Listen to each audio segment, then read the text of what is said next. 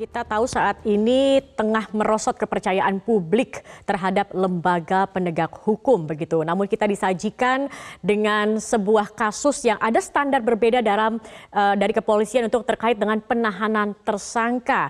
Mungkin ini apakah ada kaitannya dengan yang dikatakan tadi oleh Pak Fikar, ada kewibawaan Firly di dalam kepolisian sehingga sungkan begitu atau tidak ada nyali untuk menahan begitu, atau jangan-jangan kepolisian masih kurang barang bukti untuk menahan Firly?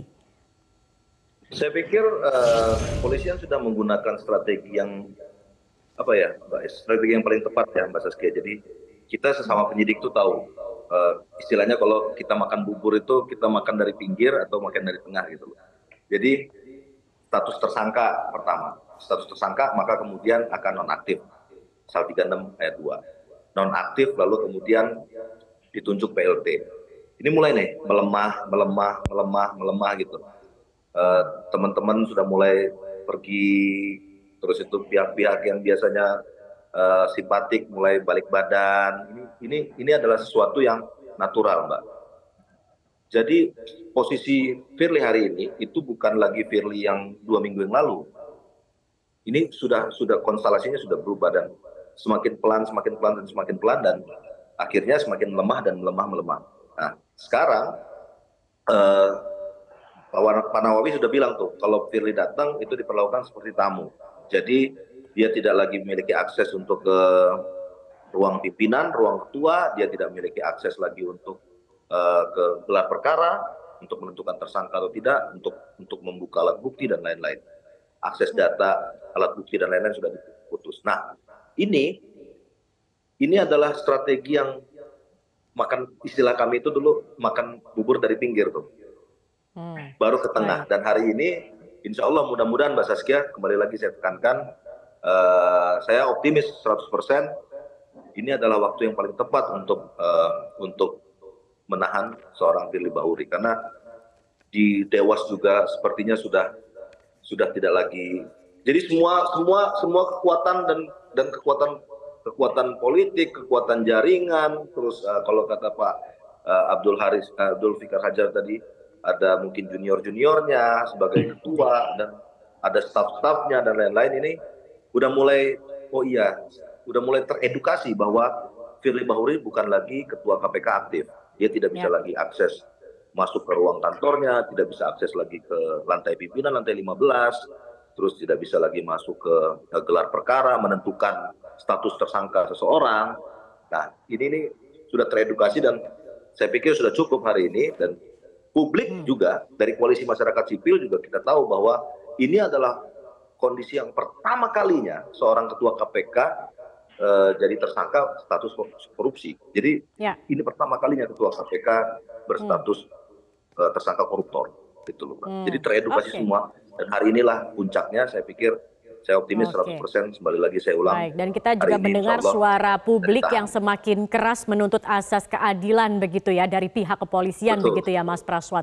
Pak Fikar, tadi saya sebelum break saya sempat menyinggung begitu kalau kemarin juga ada pemeriksaan atau penggeledahan begitu ya salah satu apartemen apartemen milik Firly atau istri Firly di kawasan Dharma Wangsa yang ternyata tidak masuk dalam LHKPN. Apakah ini kemudian yang menjadi poin kekhawatiran, bisa dikatakan ya penutupan atau penghilangan barang bukti yang tadi sempat kita bahas sebelumnya? Ya, saya kira itu salah satunya gitu ya. Kemungkinan dia tidak memasukkan saja dan dia tidak menginformasikan juga gitu ya. Ya nggak ada sih memang tersangka menginformasikan kepada penegak hukum, ini loh rumah saya satu lagi diperiksa, nggak ada yang begitu ya.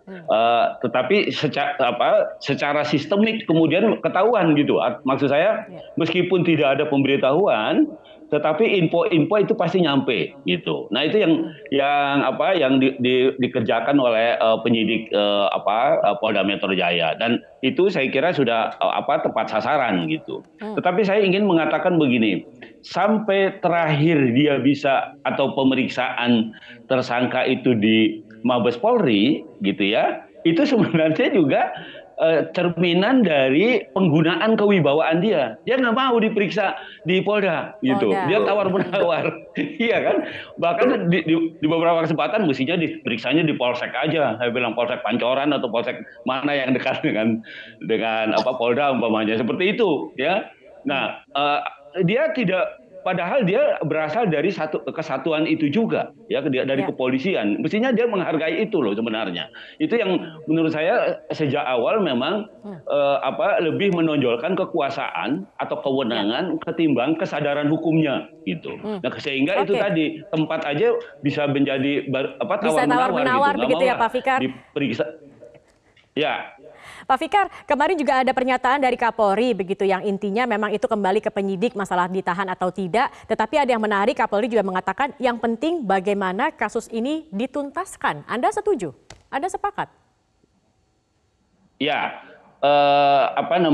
saya kira secara psikologis ya, termasuk Kapolri juga menurut saya ada ya sedikit banyak ada hambatannya lah. Maksud saya ada secara psikologis itu menghambat juga gitu ya. Nah, karena itu menurut saya ini juga memacu penyidik untuk mengerjakan kasus ini secepatnya gitu. Artinya paling nggak tuntutan masyarakat untuk polisi menggunakan kewenangan upaya paksanya itu akan bergeser gitu. Kalau umpamanya segera penyidik menyerahkan perkara ini ke kejaksaan gitu. Tetapi apakah dia bisa nanti dipaksa ini? Yang paling tidak menurut saya ketika akan dibawa ke kejaksaan itu ada upaya paksanya itu. Ya, karena selain berkas juga terdakwanya harus diserahkan secara fisik gitu. Nah, maksud saya mau nggak mau nanti Firly harus ngikuti juga gitu, ngikuti ini yang Polda untuk dibawa ke kejaksaan. Nah, nanti terserah apakah kejaksaan akan menggunakan kewenangannya dalam upaya paksa itu atau tidak. Nah, itu yang belum kita tahu gitu. Mestinya sih ada konsistensi gitu. Ini maksud saya konsistensi adalah ini kejahatan yang dilakukan oleh penegak hukum. Nah, itu saja ironis gitu. Dan potensi penggunaan kewenangan penegak hukumnya, statusnya sebagai penegak hukum itu masih terus ada gitu. Sampai kemudian dia menjadi sudah diadili gitu ya. Kita tidak boleh juga ya ajas praduga bersalah ini sampai dia bersalah tidak nanti ketika diadili. Begitu, Mbak. Oke, ini kan juga Firly sedang mengajukan pra peradilan. Apa jangan-jangan ini yang kemudian menjadi pertimbangan juga untuk tidak menahan Firly Bahuri?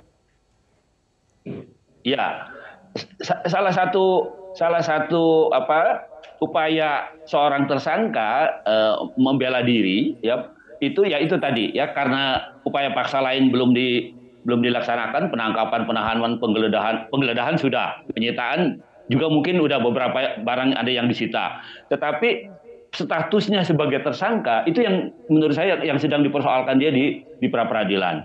Bisa jadi kepolisian itu juga mempertimbangkan itu gitu ya. Artinya bagaimana arah putusan pra peradilan ini? Apakah akan mengabulkan permintaan Pak Firly soal statusnya sebagai tersangka, penetapan tersangkanya menjadi tidak sah umpamanya. Nah, itu juga saya kira menjadi salah satu pertimbangan dari penyidik kepolisian. Tetapi seharusnya menurut saya ketika itu menjadi kewenangan ya, apapun yang mestinya dilakukan saja gitu, dikerjakan saja. Bahwa kemudian ada perintah pengadilan harus mengeluarkan ya tinggal dijalankan kan gitu. Maksud saya tidak ada konsekuensi yuridis atau kemungkinan digugat ganti rugi atau apa kalau ketika penegak hukum itu sudah menjalankan tugasnya sesuai dengan fungsi dan kewenangannya. Begitu, Mbak. Oke, baik. Mas Praswat, terakhir Mas Praswat, saya tahu Anda sudah cukup optimis begitu bahwa kali ini Firly akan ditahan. Tetapi seandainya hari ini setelah pemeriksaan kedua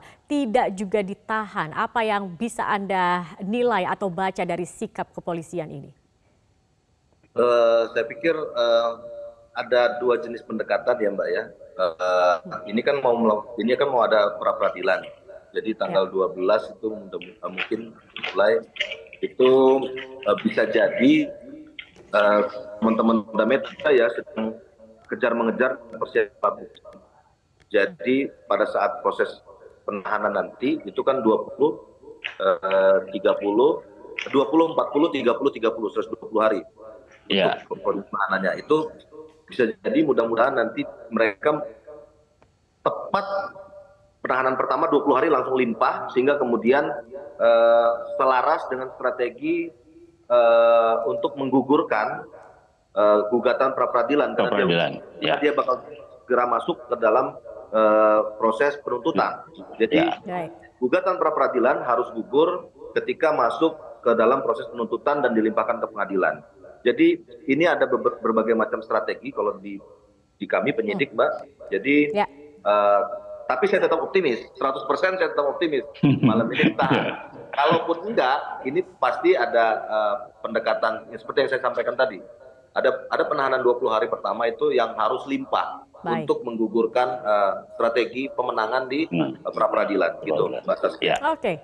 Oke, baik. Kita akan tunggu begitu ya, bagaimana kemudian dari pemeriksaan kedua ini, apakah akan ditahan atau tidak, kita akan lihat nanti.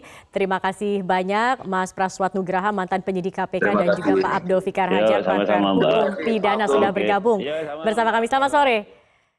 Jelajahi cara baru mendapatkan informasi. Download Metro TV Extend sekarang.